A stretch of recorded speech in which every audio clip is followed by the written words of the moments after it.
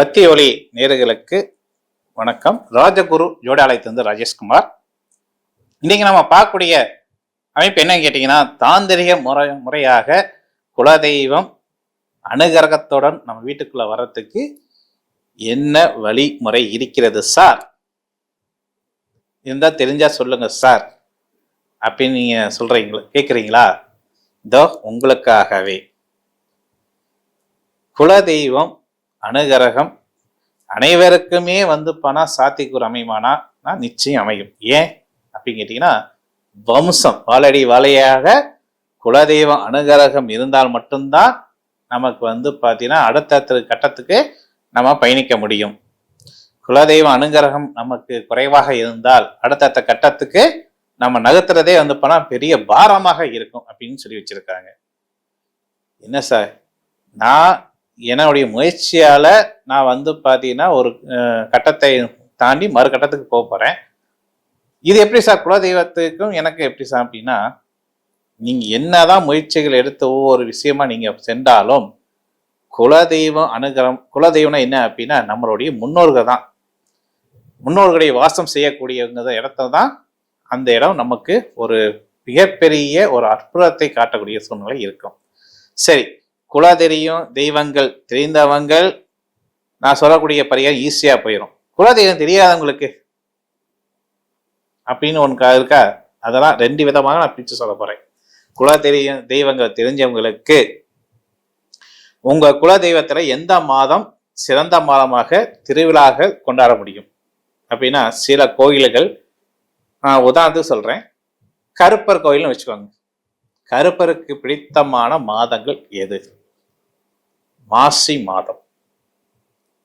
மாசி மாதம் வரக்கூடிய மாதம் முழுக்கமே கருப்பருக்கு பிடித்தமான மாதமானா நிச்சயம் மாதம். ஏன்னா மாதத்தில் மாசி மாதம் என்பது 16 ஸ்தானத்துக்கு அதிபதி ஆச்சுங்களா. கும்பம், அந்த கும்ப கலசம், அந்த கலசம் பார்த்தீங்கன்னா எதுவாக இருக்கணும்னு கேட்டீங்கன்னா, அந்த கலசத்துல தான் தீர்த்தங்கள் நமக்கு சேரும்.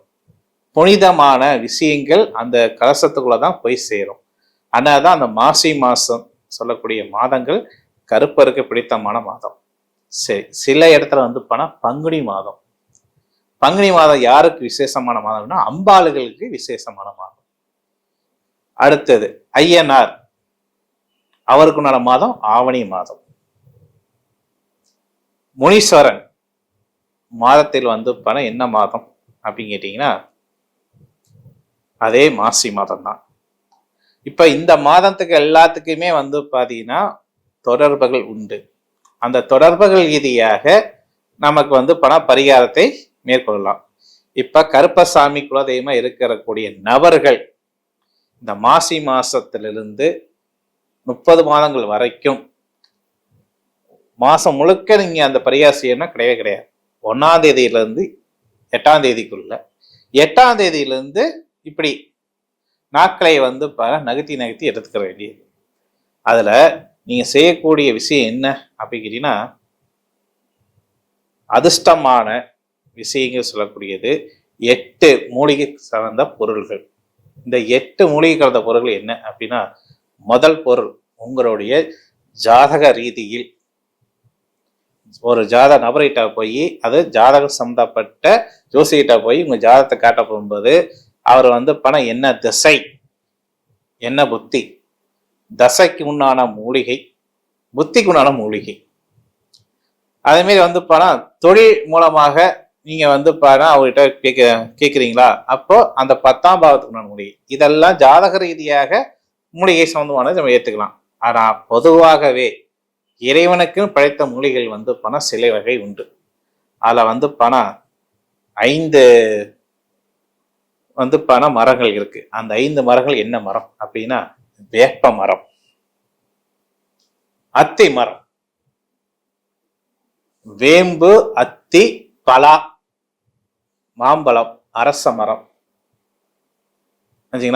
அதுக்கப்புறம் வில்வ மரம். இந்த மரத்தோடைய இலைகளோ அல்லது கிளைகளோ நீங்க வாங்கி என்ன பண்ணணும், ஒரு மஞ்சள் கலர் துணியில கட்டி முடி போட்டு நீங்க இந்த வீட்டுல எந்த இடத்துல நீங்கள் சாமி கும்பிட்றீங்களோ அந்த சாமி பக்கத்தில் வந்து இந்த பொருளை வச்சு வெள்ளிக்கிழமை செவ்வாய்க்கிழமைக்கு தூப தீபம் காட்ட வேண்டும்.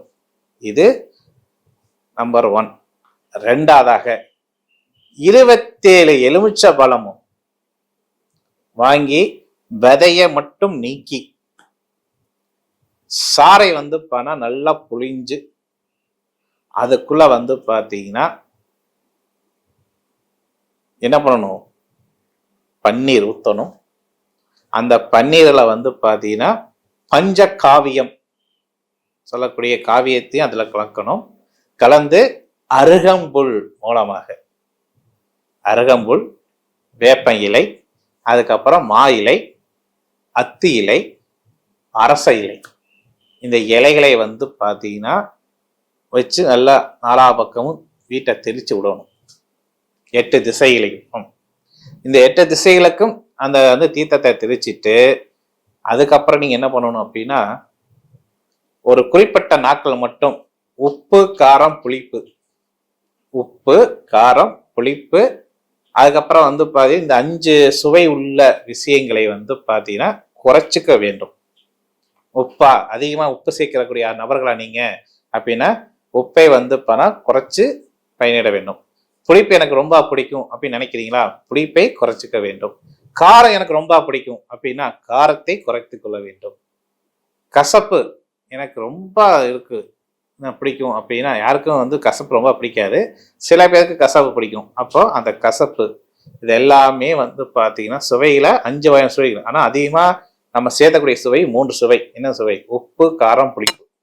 இதை 3மே கரெக்டாக நம்ம வந்து பார்த்தீங்கன்னா குறைவாக பண்ணி அதை வந்து பார்த்தீங்கன்னா நெய்வேத்தியமாக சாமிகளுக்கு படையலிட்டு அதை உண்டு கொண்டு வந்தால் நமக்கு அடுத்த கட்டத்துக்கு இறைவன் கொண்டு செல்லுவார். அது மட்டும் இல்லாம உங்களுடைய முன்னோர்கள் திதி தவசம் அப்படின்னு சொல்லுவாங்க, அந்த திதி தவசம் உங்களால கொடுக்க முடியாத இல்லாத நபர்கள் இந்த மாசம் முழுக்க நீங்க வந்து முன்னோர்களை நினைச்சு நீங்க சமைக்கக்கூடிய ஒரு பிடி அன்னத்தை அவங்களுக்கு உணவாக கொடுக்கலாம். அது வந்து பணம் எப்படி கொடுக்கலாம்? வெளியில போய் காகை மூலமாக கொடுக்கலாம், நாய்களுக்கு கொடுக்கலாம், அதை மட்டும் இல்லாம வந்து பார்த்தீங்கன்னா குருவி இனங்களுக்கு கொடுக்கலாம், எறும்புகளுக்கு கொடுக்கலாம். அப்படி நம்ம வந்து எடுக்கக்கூடிய உணவை நீங்க வந்து சிறதை விட்டீங்கனாவே அங்கு இருக்கக்கூடிய பறவை இனங்களும் காகை இனங்களும் இருக்கிற எறும்பு இனங்களும் இப்படி அனைத்து பேருமே எடுக்க உங்களுடைய குறைகளை அவங்க நிவர்த்தி பண்ண முடியுமானா நிச்சயம் பண்ணக்கூடிய ஒரு சூழ்நிலை உண்டாகும் என்று சொல்லி விடைபெறுகிறேன். மீண்டும் விநீத நிச்சய சந்தைகளை உங்களிடம் விடைபெறுவது ராஜேஷ்குமார். நன்றி, வணக்கம்.